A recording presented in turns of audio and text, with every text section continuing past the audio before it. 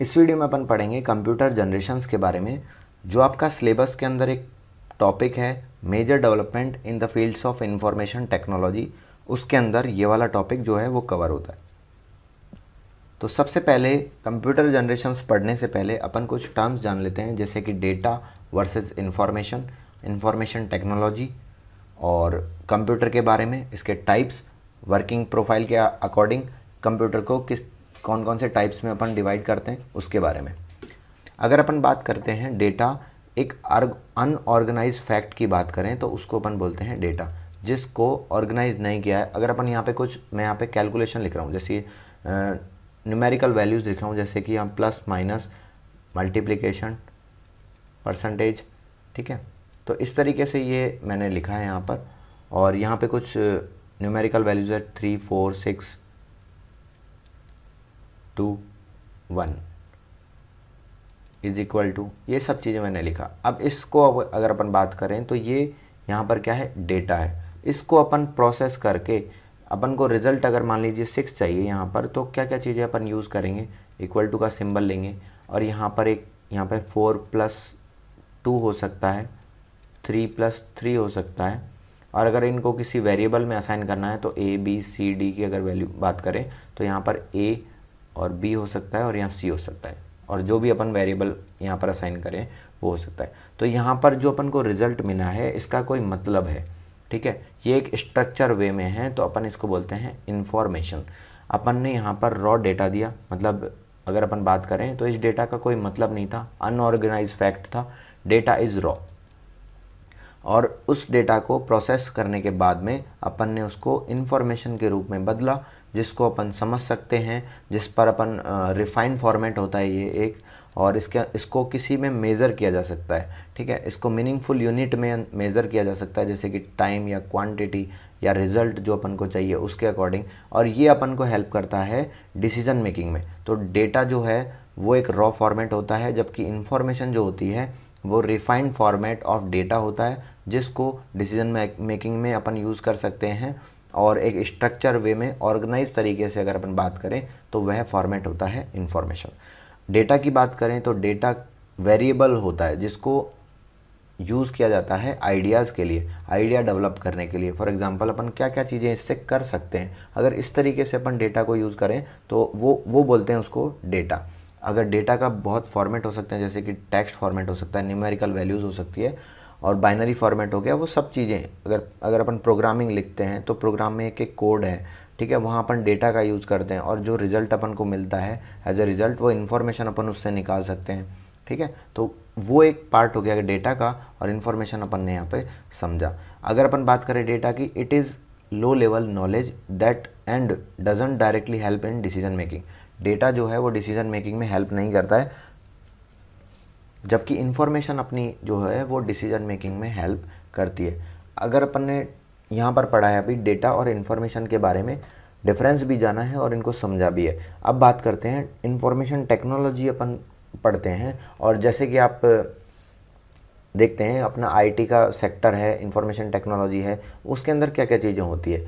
तो अपन अगर electronic data का इंटरचेंज कर रहे हैं, एक्सचेंज कर रहे हैं, किसी सिक्योर्ड, स्टोर्ड और प्रोसेस और क्रिएट कर रहे हैं किसी इंफ्रास्ट्रक्चर को यूज़ करते हुए, डिवाइसेस को यूज़ करते हुए, कंप्यूटर का यूज़ करते हुए, तो ये सब चीज़ें आती हैं इंफॉर्मेशन टेक्नोलॉजी के अंदर। मैं वापस इसको बताता हूँ। अगर अपन किसी इंफ्रास्ट्रक्चर, फिजिकल डिवाइसेस हो गया, स्टोरेज हो गया, इंफ्रास्ट्रक्चर या किसी भी नेटवर्किंग को यूज़ करके किसी प्रोसेस को क्रिएट कर रहे हैं, उसको स्टोर कर रहे हैं, सिक्योर और एक्सचेंज मैनर में उसको इलेक्ट्रॉनिक डेटा को अपन एक्सेस कर रहे हैं, तो ये सब चीज़ें आती है इंफॉर्मेशन टेक्नोलॉजी के अंदर।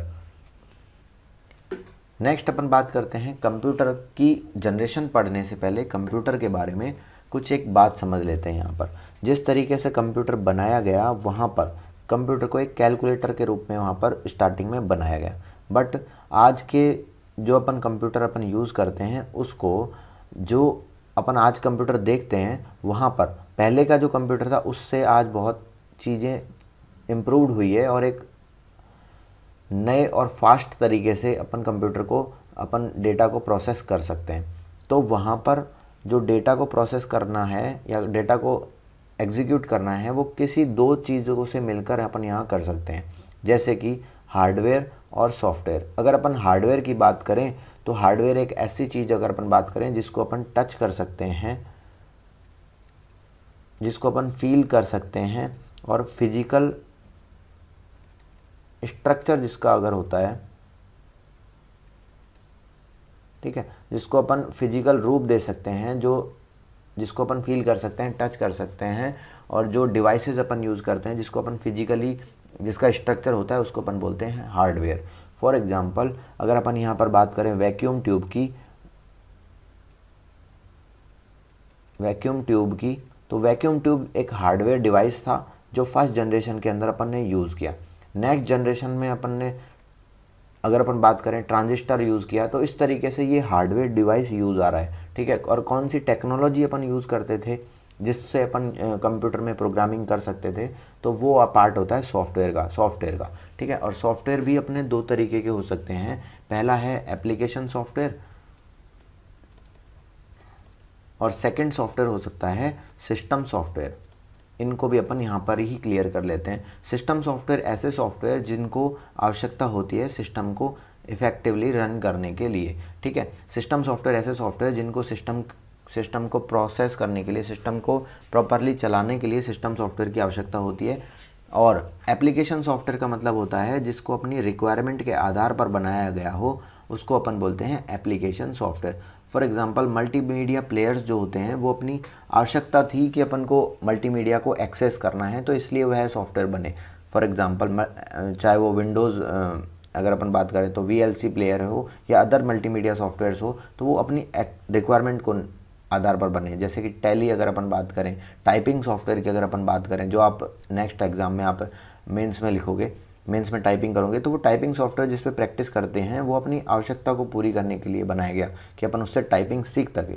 तो अपनी एक आवश्यकता को पूरी कर रहे हैं, तो वो एक एप्लीकेशन सॉफ्टवेयर के कैटेगरी में आता है। जबकि सिस्टम के अंदर विंडोज़ जो है वो ऑपरेटिंग सिस्टम की बात करूँ तो यहाँ पर ऑपरेटिंग सिस्टम एक सिस्टम सॉफ्टवेयर के अंदर आता है।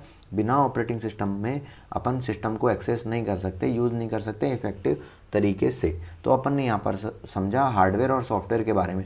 मैं इसको यहाँ पर क्यों बता रहा हूँ, क्योंकि जब अपन पहली जनरेशन पढ़ेंगे वहाँ पर कुछ हार्डवेयर का यूज़ करेंगे, कुछ मशीनरीज़ का यूज़ करेंगे और सॉफ्टवेयर टेक्नोलॉजीज़ का यूज़ करेंगे, और उससे जो नेक्स्ट जनरेशन पर अपन आगे बढ़ेंगे तो वहाँ पर नई टेक्नोलॉजी का यूज़ करेंगे, न्यू हार्डवेयर को वहाँ पर रिप्लेस करेंगे पुराने वाले से। तो वो चीज़ें हो पाई है, वो कुछ प्रॉज एंड कॉन्स रहे होंगे पुराने वाले हार्डवेयर में, तभी तो जाके नेक्स्ट जनरेशन जो है वो अपन देखते हैं। तो इसलिए अपन इसको पढ़ रहे हैं, क्योंकि कंप्यूटर का बेसिक स्ट्रक्चर होता है हार्डवेयर और सॉफ्टवेयर को यूज़ करके इनपुट को अपन से लेना और उसको प्रोसेस करना और उसको आउटपुट देना रिजल्ट के यहाँ पर रूप में। कंप्यूटर एक अगर अपन कंप्यूटर की बात करें तो कंप्यूटर एक ऑटोमेटिक इलेक्ट्रॉनिक मशीन है जिसके अंदर अपन रॉ डेटा को पुट करते हैं और प्रोग्राम के द्वारा उसको कंट्रोल किया जा सकता है एज अ मीनिंगफुल और डिज़ायर्ड इन्फॉर्मेशन के रूप में। अपन को वो मीनिंगफुल और डिज़ायर्ड इन्फॉर्मेशन के रूप में मिलती है आफ्टर प्रोसेसिंग, ठीक है। और ये सब चीज़ें हो पाती है कंप्यूटर के द्वारा, जो कि एक ऑटोमेटिक है, क्योंकि जब एक बार उसमें कमांड डाल दी तो उसके बाद में उसका एग्जीक्यूशन होना है, अगर वहाँ पे कोई एरर नहीं आती है तो अपन ने यहाँ पे देखा रॉ डेटा जो अपन पढ़ चुके हैं। प्रोग्राम अपन लिखते हैं किसी कोड के कलेक्शन ऑफ कोड्स कह सकते हैं। यहाँ पे अपन ने बहुत सारा कोड लिखा, उसको कोड को कंपाइल करके बाद में एक प्रोग्राम बना दिया, और प्रोग्राम से क्या होता है एक पूरा टास्क परफॉर्म होती है, उससे बहुत सारे प्रोग्राम्स मिलकर एक क्या बना सकते हैं, सॉफ्टवेयर बनाते हैं। इन्फॉर्मेशन को अपन ने देखा, इनपुट जो अपन ने देखा, जो अपन इंसर्ट करते हैं रॉ डेटा के फॉर्मेट के अंदर किसी डिवाइसेस के साथ में कंप्यूटर को। और अपन आउटपुट की बात करें तो अपन को रिजल्ट जो अपन को मिलते हैं वो अपना होता है आउटपुट डिवाइसेस पे मिलते हैं। प्रोसेसिंग जो होती है वो सेंट्रल प्रोसेसिंग यूनिट के अंदर होती है, जिसके पार्ट होते हैं arithmetical logical unit, storage unit और कंट्रोल यूनिट, ठीक है। प्रोग्राम की अगर अपन बात करें तो इसके अंदर प्रोग्राम के अंदर कुछ कोड्स होते हैं, जैसे कि मैंने आपको बता ही चुका। प्रोग्रामिंग लैंग्वेज की बात करें तो बहुत सारी प्रोग्रामिंग लैंग्वेज होती है, जैसे कि मशीन लैंग्वेज हो गई, और हाई लेवल लैंग्वेज हो गई, स्क्रिप्टिंग लैंग्वेज हो गई, डेटाबेस की लैंग्वेज हो गई, ठीक है। बहुत सारी लैंग्वेज हो गई कुछ लैंग्वेज जैसे फ्रंट एंड डिज़ाइन के लिए आती है, बैक एंड डिज़ाइन के लिए आती है, वो सब चीज़ें अपन प्रोग्रामिंग लैंग्वेज का बारे में जब डिटेल से पढ़ेंगे वहाँ पर बात करेंगे। तो ये तो अपन ने पढ़ा था कंप्यूटर का बेसिक स्ट्रक्चर। अब कंप्यूटर को के टाइप भी हो सकते हैं। कंप्यूटर बहुत सारे टाइप के होते हैं, उनमें से अगर अपन ब्रॉडली बात करें तो बेसिकली 2 टाइप के कंप्यूटर होते हैं। अगर उनको यूज़ किस तरीके से किया जा रहा है तो वो उसका यूज़ जो एप्लीकेशन है उसके हिसाब से कंप्यूटर को 3 तरीके से अपन यहाँ पर बांटते हैं। पहला है एनालॉग कंप्यूटर, दूसरा डिजिटल कंप्यूटर और तीसरा अगर अपन बात करें तो हाइब्रिड कंप्यूटर, जहाँ पर एनालॉग डेटा को भी एक्सेस किया जा सकता है, प्रोसेस किया जा सकता है और डिजिटल डेटा को भी प्रोसेस किया जा सकता है। एनालॉग कंप्यूटर वो होते हैं जो कंटिन्यूस फॉर्मेट ऑफ डेटा को यहाँ पर एग्जीक्यूट करते हैं, जो ऐसा डेटा कि जिसको उसमें कंटिन्यूसली वर्क करना पड़े। तो इस तरीके के कंप्यूटर जो होते हैं उनको अपन बोलते हैं एनालॉग कंप्यूटर। डिजिटल कंप्यूटर की बात करें तो वहाँ पे डिजिटल कंप्यूटर में अपन डिजिटल इनपुट्स देते हैं, 0 1 की फॉर्मेट में, बाइनरी की फॉर्मेट में अगर अपन को वर्क कर रहा है जिसके अंदर कंटिन्यूअली वर्क अपन नहीं कर पाते हैं तो वो अपन बोलते हैं डिजिटल कंप्यूटर। और ऐसे कंप्यूटर जो इन दोनों की प्रॉपर्टीज़ को एक्सेस करें उनको बोलते हैं हाइब्रिड कंप्यूटर। साइज़ के हिसाब से अगर अपन बात करें तो सबसे छोटा होता है माइक्रो कंप्यूटर, फिर mini, main frame and then super computer, जिसको प्रोसेसिंग के अकॉर्डिंग भी फास्ट रहता है और स्टोरेज और अपन बात करें साइज़ के अकॉर्डिंग भी वो फास्ट रहता है। ठीक है, तो यहाँ पर अपन ने बेसिकली 2 टाइप से कंप्यूटर्स को डिफरेंट वे में बांटा है, जो कि एप्लीकेशन के हिसाब से और साइज़ के हिसाब से अपन यहाँ पे पढ़ा। कैरेक्टरिस्टिक्स की बात करें तो कंप्यूटर के अंदर कुछ विशेषताएं हैं, जैसे कि वो स्पीड, पहली है स्पीड कि कंप्यूटर बहुत फास्ट स्पीड में वर्किंग करता है और रिजल्ट अपन को देता है। जो भी वह काम करेगा अगर वो कोड के ऊपर डिपेंड करता है, देखिए कोई भी अपन कोड लिखते हैं अगर वो एक्यूरेटली लिखा है तो उसका रिजल्ट भी अपन को क्या है, एक्यूरेट ही मिलेगा। तो ये कैरेक्टरिस्टिक्स है कंप्यूटर की। डिलीजेंस की बात है, कंप्यूटर कभी भी थकता नहीं है। जो काम वो फर्स्ट सेकंड में, जैसे स्टार्टिंग में उसको कोड डाला, एग्जीक्यूट की जैसे ही कमांड डाली तो एग्जीक्यूट करने की कमांड डालने के बाद में स्टार्टिंग में जिस तरीके से वो काम करता है उस तरीके से वो तब तक काम करता रहता है जब तक उसको ऑन किया जा सकता है। जब तक अपन ऑन करते हैं तब तक, मतलब वो थकता नहीं है। ठीक है, नेक्स्ट बात करें पावर ऑफ रिमेंबरिंग। अगर अपन बात करें यहाँ पर जैसे लोकेशंस अगर अपन दे देते हैं कंप्यूटर के अंदर, इंडेक्सेस होती है तो वो कहाँ पर स्टोर्ड है वो सब चीज़ें प्रोग्राम के ऊपर डिपेंड रहता है। तो पावर ऑफ रिमेंबरिंग भी एक कैरेक्टरिस्टिक्स है कंप्यूटर की। ऑटोमेशन की बात है तो उसको बार बार कंप्यूटर में कहने या कोड बार बार देने की आवश्यकता नहीं होती। एक बार अपन उसने शुरू कर दिया तो जब तक उसका पूरा साइकिल परफॉर्म नहीं हो जाती तब तक वो नहीं रुकता है। तो इस तरीके से अपन कह सकते हैं कि कंप्यूटर एक ऑटोमेशन का भी उसकी कैरेक्टरिस्टिक्स को रखता है। स्टोरेज की बात करें तो डेटा को स्टोर करने की बात है तो कंप्यूटर के अंदर ये भी कैरेक्टरिस्टिक होती है कि वह डेटा को स्टोर कर सकता है डिफरेंट स्टोरेज मीडियम्स में, जो कि अपन कह सकते हैं प्राइमरी स्टोरेज हो या फिर सेकेंडरी स्टोरेज। ठीक है, versatility more than 1 task at a time वो कर सकता है, मोर देन 1 चीज़ों को हैंडल कर सकता है। तो ये एक प्रॉपर्टी होती है वर्सैटिलिटी, कंप्यूटर की कैरेक्टरिस्टिक्स के रूप में अपन यहाँ पर पढ़ते हैं।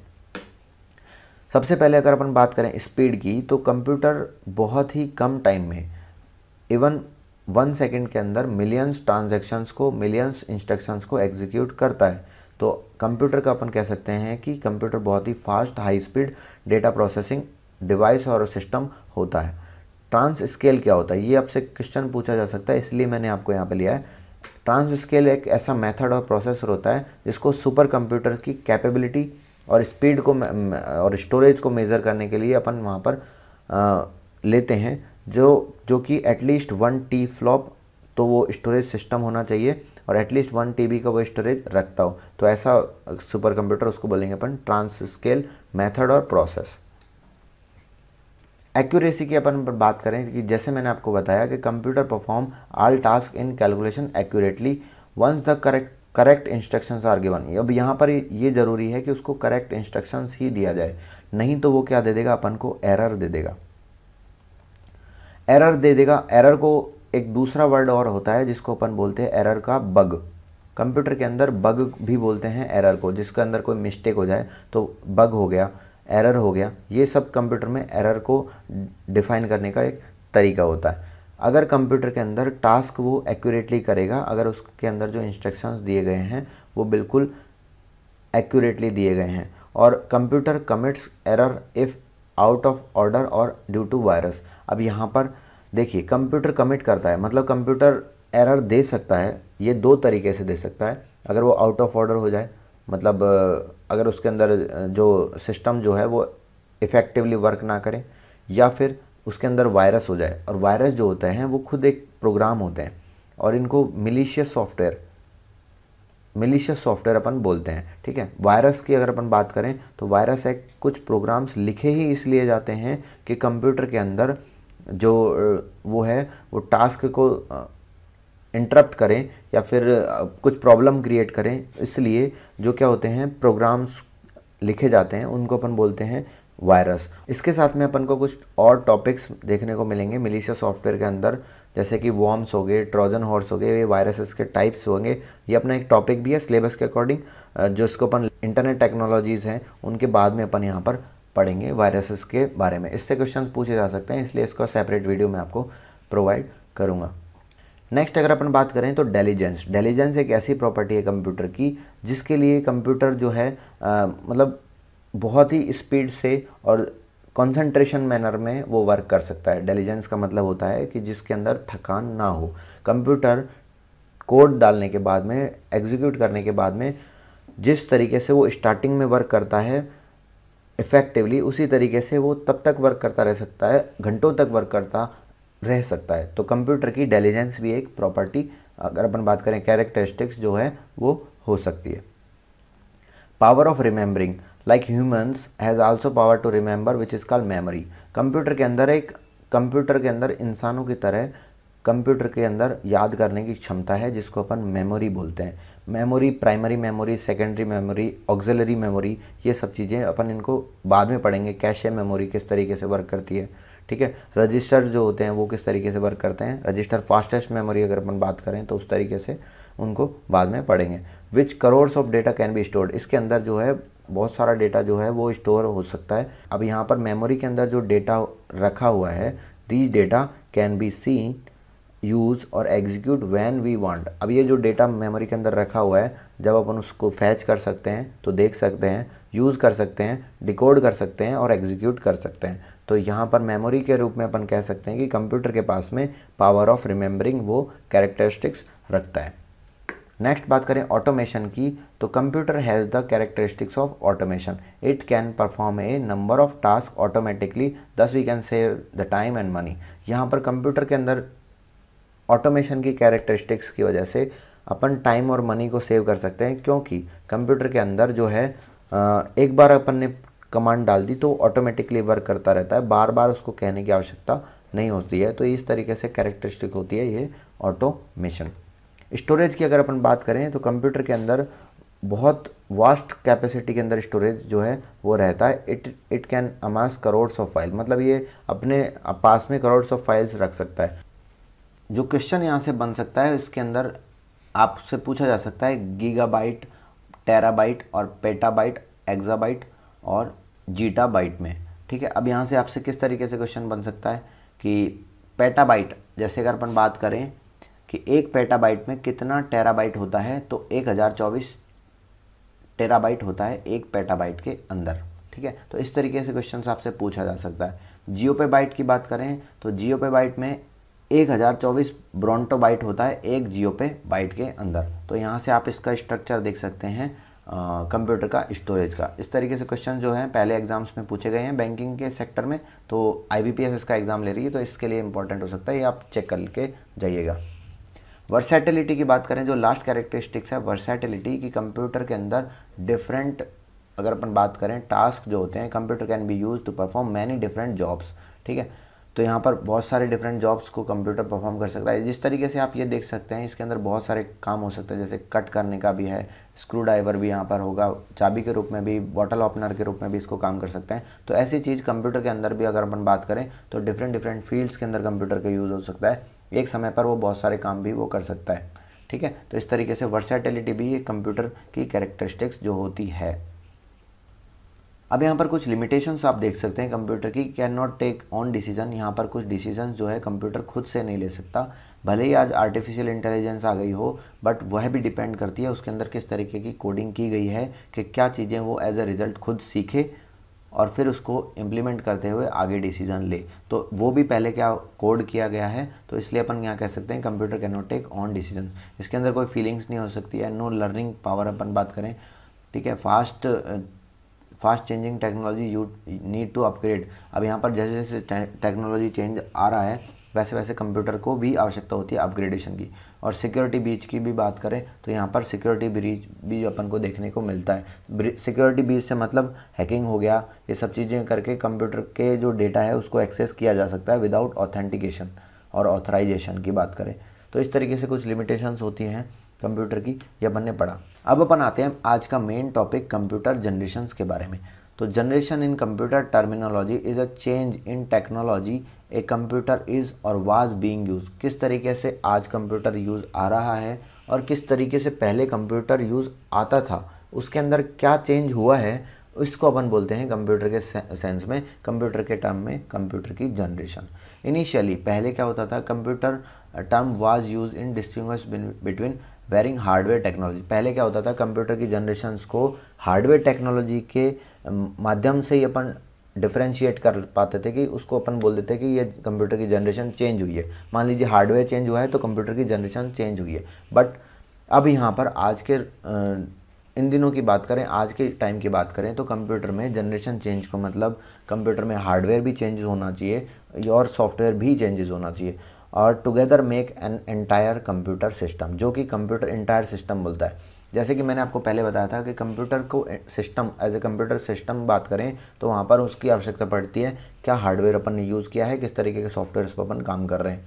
तो अगर दोनों टेक्नोलॉजी चेंज हो रही है तो आज के युग में अपन बोलते हैं कंप्यूटर की जनरेशन चेंज होना, जबकि पहले अपन बोलते थे केवल हार्डवेयर चेंज हो गया, डिवाइस अपन ने चेंज कर लिया हार्डवेयर डिवाइस, तो अपन बोलते थे उसकी जनरेशन चेंज हो गई है। जैसे कि वैक्यूम ट्यूब से अपन ने ट्रांजिस्टर का यूज़ किया तो उसकी जनरेशन चेंज हो गई, माइक्रो प्रोसेसर का यूज़ किया तो नेक्स्ट जनरेशन वहाँ पर चेंज हो गई।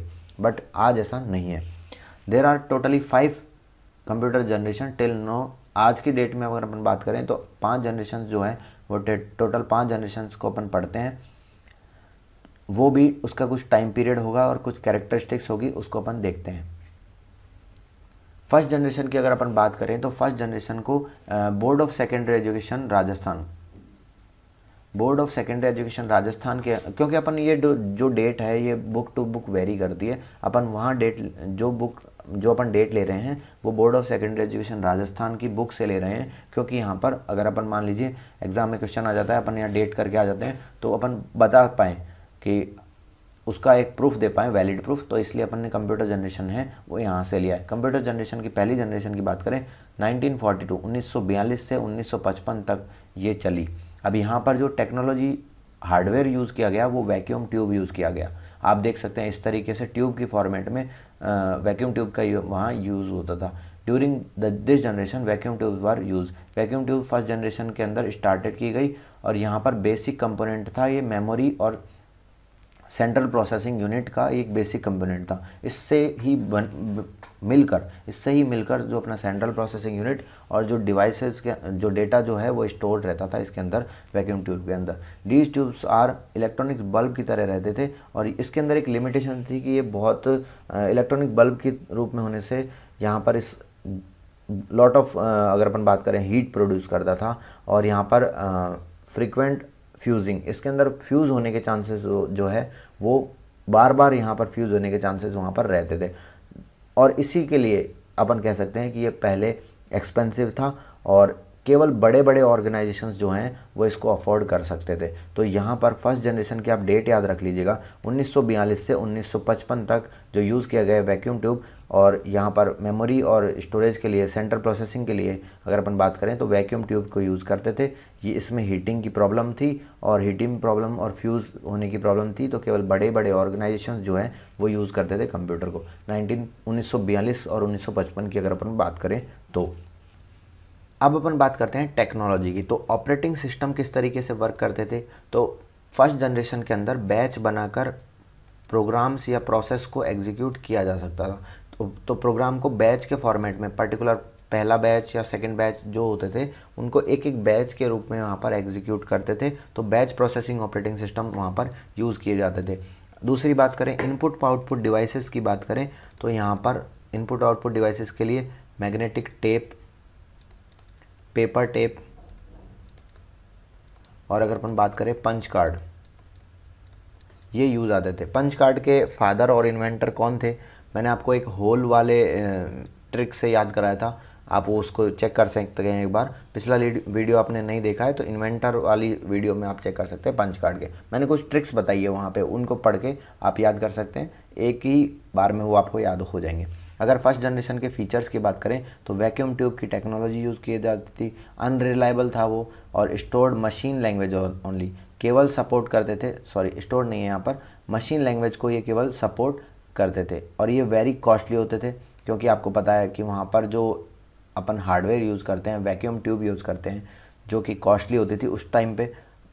तो यहाँ पर कह सकते हैं इसका मेन फीचर्स थे जनरेट लॉट ऑफ हीट, क्योंकि एक वैक्यूम ट्यूब जो है वो बल्ब की तरह जलती थी, ठीक है, तो वहाँ पर इसमें हीट जो है वो प्रोसेस होती थी, तो इसलिए अपन कह सकते हैं इसके फीचर है कि वहाँ पर हीट प्रोड्यूस होती थी, लॉट ऑफ हीट वो जो है वो जनरेट करते थे। स्लो इनपुट और आउटपुट डिवाइसेस, उस टाइम पे स्लो इनपुट आउटपुट डिवाइसेस होता है। यूज साइज, एक कमरे रूम की बराबर की वहाँ पर साइज होती थी।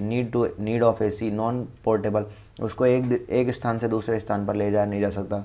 कंज्यूम लॉट ऑफ इलेक्ट्रिसिटी, बहुत सारी इलेक्ट्रिसिटी वो कंज्यूम करता था। इस तरीके से अपन कह सकते हैं कि फर्स्ट जनरेशन जो 1942 से 1955 तक चली, ऑपरेटिंग सिस्टम जो होता था वो बैच प्रोसेसिंग, और अगर अपन बात करें आईओ डिवाइसेस की तो punch card, paper tape, magnetic tape use करते थे और हीट प्रोड्यूस करते थे। स्टोरेज जो होता था वो लिमिटेड रहता था, बड़ी बड़ी साइज़ की अपन यूज़ करते थे, कॉस्टली वगैरह रहते थे। तो ये सब चीज़ें फर्स्ट जनरेशन में अपन ने देखने को मिली।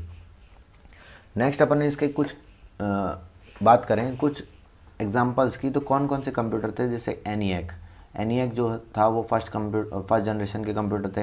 एडवैक जो है वो फर्स्ट जनरेशन, यूनिवैक, ठीक है। IBM 701, IBM 650, ये सब फर्स्ट जनरेशन के कंप्यूटर्स वहाँ पर थे। ये मैंने आपको बता रखा है कि एनिएक और यूनिवैक, जो यूनिवर्सल जो वर्ड है, ये यूनिवर्सल से मैंने ट्रिक बताई थी, आप देख सकते हैं इन्वेंटर की वीडियो के अंदर। और अगर अपन बात करें एडवैक, इसकी भी मैंने आपको एक ट्रिक बताई थी, तो वो आप एक बार में ही चेक करके याद कर सकते हैं। नेक्स्ट बात करते हैं सेकंड जनरेशन की, तो 1955 से 1964 तक चली ये जनरेशन। इसमें मेन जो हार्डवेयर डिवाइस था वो यूज़ हुआ था ट्रांजिस्टर। जैसे कि मैंने आपको बताया था, पहले कंप्यूटर के अंदर हार्डवेयर डिवाइस को ही चेंज करने को जनरेशन चेंज बोल देते थे, बट अगर अपन आज की बात करें तो पूरा सिस्टम जिससे बनता है हार्डवेयर से और सॉफ्टवेयर से, उन दोनों का अगर चेंजेस होता है तब अपन बोलते हैं टेक्नोलॉजी चेंज हुई है, जनरेशन चेंज हुई है। इसके अंदर the generation use transistor was cheaper, consume less power, more compact in size and more reliable, faster than the first generation made of vacuum tubes. पहली जनरेशन से जो कि वैक्यूम ट्यूब से बनी थी, उसके अंदर अब इसके साइज़ भी देख सकते हैं आप, छोटी साइज़ में है, फास्ट यहाँ पर वर्किंग करता है, और यहाँ पर स्पेस भी जो है वो कम लेता है, इलेक्ट्रिसिटी भी कम कंज्यूम करेगा, क्योंकि वहाँ पर बड़े बड़े वैक्यूम ट्यूब्स जो है वो यूज़ करते थे। अब अगर अपन बात करें तो अपन मेमोरी के रूप में यहाँ पर मैग्नेटिक कोर्स का यूज़ करते थे एज ए प्राइमरी मेमोरी, और मैग्नेटिक डिस्क, मैग्नेटिक टेप का यूज़ करते थे एज ए सेकेंडरी मेमोरी। तो अपन मैग्नेटिक कोर का यूज़ करने लगे सेकेंड जनरेशन के अंदर। और अगर अपन बात करें यहाँ पर स्टोरेज के रूप में, तो अपन मैग्नेटिक डिस्क का यूज़ करने लगे। इन दिस जनरेशन जो लैंग्वेज यूज़ आती थी वो हाई लेवल लैंग्वेज, इस जनरेशन के अंदर जो लैंग्वेज यूज़ आती थी वो हाई लेवल लैंग्वेज, जैसे कि Fortran formula, translation language, COBOL, common business oriented language हो गई, उस टाइम पे ये यूज़ आती थी। और इसके टाइम पे भी बैच प्रोसेसिंग के साथ में multi programming operating system use आता था। पहले बैच प्रोसेसिंग ही आता था फर्स्ट जनरेशन के अंदर केवल बैच प्रोसेसिंग, जबकि सेकंड जनरेशन के अंदर जहाँ पे ट्रांजिस्टर आए और उन्होंने फास्ट प्रोसेसिंग करे, तो नई अपन बात करें ऑपरेटिंग सिस्टम, तो मल्टी प्रोग्रामिंग ऑपरेटिंग सिस्टम भी वहाँ पर यूज़ आने लगा। ये जो दौर था वो 1955 से लेके 1964 तक का रहा। अब अगर इनके फीचर्स की बात करें तो यहाँ पर ट्रांजिस्टर यूज़ आते थे, ठीक है, और reliable as compare to first generation, क्योंकि कंपैरिजन अपन जो करते हैं वो पहले जनरेशन से करते हैं, क्योंकि हार्डवेयर चेंज हुआ तो उसको बोल देते हैं अपन जनरेशन चेंज होना, तो इसलिए रिलायबल थे पिछली जनरेशन से, स्मॉलर साइज़ में थे और हीट कम जनरेट करते थे, कंज्यूम इलेक्ट्रिसिटी कम करते थे, फास्ट करते थे प्रोसेसिंग को। तो यहाँ पर बोल सकते थे faster than the first generation computer still very costly AC needed. यहाँ पर उस टाइम पे भी कॉस्टली रहते थे और AC की आवश्यकता रहती थी। तो यहाँ पे कह सकते हैं, एक तो यूनिवैक जो है, देखो ये यूनिवैक सिंपल वाला है, ये फर्स्ट जनरेशन का है, और जो नेक्स्ट है यूनिवैक 1108, यहाँ पर जो है ये सेकंड जनरेशन का है। आपको इसको ध्यान में रखना है, स्टार लगा लीजिए। नेक्स्ट अगर अपन बात करें कुछ एग्जांपल्स इनकी, तो IBM 1620, IBM 7094 और CDC। यहाँ पर अपन देखिए CDC IBM की सीरीज़ आए तो आप इसको सेकंड जनरेशन में रख सकते हैं। ठीक है, आप अगर याद करना चाहें तो भी याद कर सकते हैं, ये इंपॉर्टेंट है, यहाँ पे मेंशन इसीलिए कर रखे हैं। थर्ड जनरेशन की बात करें अपन यहाँ पर, तो इंटीग्रेटेड सर्किट्स जो है वो अपन यूज़ करते थे। Third generation computer marketed by the integrated circuits in place of transistor. अब यहाँ पर a single IC has many transistor register and capacity along with the associate circuit. इसके साथ में अपन कह सकते हैं कि यहाँ पर थर्ड जनरेशन जो कि चली 1964 से 1964 से 1975 तक, यहाँ पर ICs का अपन ने यूज़ किया। और IC का जो फाउंडर थे, इन्वेंटर थे, वो जैक किल्बी हैं। इनका नाम आप याद रखिएगा। IC का जो इन्वेंटर है, इंटीग्रेटेड सर्किट इसका जो इन्वेंटर है जैक किल्बी है। The development made computer small size reliable and efficient. इसने जो इंटीग्रेटेड सर्किट्स यूज़ हुए, इन्होंने कंप्यूटर के डेवलपमेंट को साइज में कम, रिलायबल और एफिशिएंट बना दिया। यहाँ पर जो ऑपरेटिंग सिस्टम यूज़ होते थे, यहाँ पर रिमोट प्रोसेसिंग, मतलब दूर से ही अपन, मतलब दूसरी लोकेशन पे बैठे हुए ही अपन कंप्यूटर को यूज़ कर सकते थे। टाइम शेयरिंग, एक समय पर टाइम शेयर करते हुए प्रोसेसेस को एग्जीक्यूट वहाँ पर किया जाता था। रियल टाइम में, मतलब उसी समय इंस्टेंटली वहाँ पर रिजल्ट मिलता था और इंस्टेंटली अपन प्रोसेस को एग्जीक्यूट कर सकते थे। Multi programming, more than 1 programs को अपन एक टाइम पे अपन एग्जीक्यूट कर सकते थे। इस तरीके के जो कंप्यूटर सिस्टम, ऑपरेटिंग सिस्टम्स जो है वो यूज़ किए जाते थे थर्ड जनरेशन के अंदर। थर्ड जनरेशन की जो लैंग्वेजेस हैं, फोर्ट्रैन सेकंड टू फोर्थ। अब यहाँ फोर्ट्रैन से लेके इसके वर्जन्स आए, जैसे फोर्ट्रैन 2 से लेके फोर्ट्रैन 4 तक यहाँ पर थर्ड जनरेशन के अंदर डेवलपमेंट हुआ। कोबोल, पास्कल, PL1, बेसिक जो है एल्गोल। ठीक है, ये इसके कुछ एग्जांपल्स हैं जो लैंग्वेज वहाँ पर यूज़ की जाती थी। आपसे इसका टाइमिंग पूछा जा सकता है, IC के इन्वेंशन किसने किया इसके बारे में पूछा जा सकता है। आपसे इस तरीके से पूछा जा सकता है कि सबसे पहले रिमोट प्रोसेसिंग जो है वो किस जनरेशन के अंदर इंट्रोड्यूस हुई, टाइम शेयरिंग किस जनरेशन का इंट्रोड्यूस हुई, टाइम शेयरिंग जो सिस्टम्स हैं, ऑपरेटिंग सिस्टम, वो कौन सी जनरेशन के पार्ट थे। तो इस तरीके से क्वेश्चंस आपको बन सकते हैं। जनरली 1 से 2 क्वेश्चंस जो है आपको देखने को इसमें मिलेंगे जनरेशन्स के वाले पूरे टॉपिक के अंदर। अगर अपन फीचर्स की बात करें समरी के रूप में, तो यहाँ पर IC यूज़ होती थी, more reliable, smaller size, generate less heat, faster जो काम करते थे, लेस मेंटेनेंस की इसको ज़रूरत होती थी, स्टिल कॉस्टली, पहले से कॉस्टली फिर भी रहते थे, क्योंकि उस टाइम पे जो हार्डवेयर डिवाइसेस थे वो अपन इंपोर्ट करते थे बाहर से। आपको इसी वजह से अपन कह सकते हैं, देखिए आपने जब अपन ने सुपर कंप्यूटर की एक वीडियो मैंने यूट्यूब पे डाल रखी है, आप चेक कर लीजिएगा किस तरीके से परम सुपर कंप्यूटर जो है वो उसका इन्वेंशन हुआ। ठीक है, तो हार्डवेयर जो है वो स्टिल कॉस्टली थे उस टाइम पे, तो इसलिए कंप्यूटर जो है उस टाइम पे मतलब बहुत ही जो ऑर्गेनाइजेशंस, जो बड़े ऑर्गेनाइजेशंस हैं वो इसको यूज़ करते थे। ठीक है, कंज्यूम लेस इलेक्ट्रिसिटी, क्योंकि यहाँ पर IC यूज़ कर रहे हैं, इसका साइज़ जो देख लीजिए आप इस तरीके से, तो इसकी जो इलेक्ट्रिसिटी जो है वो कम कंज्यूम करते थे एज़ कम्पेयर टू अपन बात करें सेकेंड जनरेशन की। तो इसके अंदर हाई लेवल लैंग्वेज का सबसे पहले यूज़ हुआ इसके अंदर थर्ड जनरेशन के अंदर। इनके कुछ अगर अपन बात करें कंप्यूटर्स के एग्जांपल, तो IBM 360 सीरीज़ वाले, हनीवेल सीरीज़ वाले, और PDP पर्सनल डेटा प्रोसेसर जो है IBM की सीरीज़ 370 और 168 हैं, और TCD, ये कुछ इसके एग्जांपल्स हैं इन थर्ड जनरेशन के कंप्यूटर के। फोर्थ जनरेशन कंप्यूटर जो कि चली 1975 से 1989 तक ये सीरीज चली, ये जनरेशन चली, जहाँ पर अपन ने इंटीग्रेटेड सर्किट्स जो अपन ने यूज़ किया, very large scale integrated circuits को अपन ने यूज़ किया।